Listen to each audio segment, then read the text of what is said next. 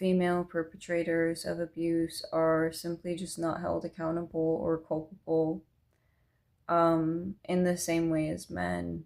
I had a close friend for a very long time. We eventually had ended up living together. Things kind of came to an end when I was capable of kind of recognizing some of the abuse for the first time. However, it did take me a long time to fully recognize and acknowledge and identify the abuse, and trying to tell others about this was very difficult. I wasn't taken seriously because this was female on female, drama, or at least that's how it was perceived. And that was very dismissive and very hurtful.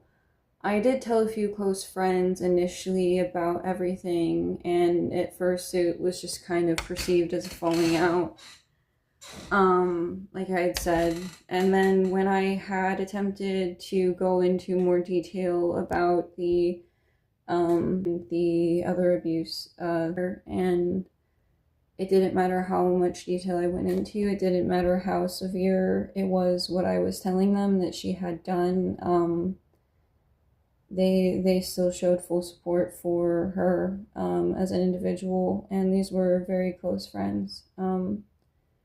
So I don't believe this would have happened if this person were a man. I believe that if it were a man, my friends and family would have taken this more seriously, and there would have been more repercussions or consequences, or at the very least some actual support for me. Instead, I felt very isolated and ostracized, and I still see this person has a lot of support to this day, and I've felt very silenced because I feel that it's just not going to be taken seriously, and it hasn't been, it won't.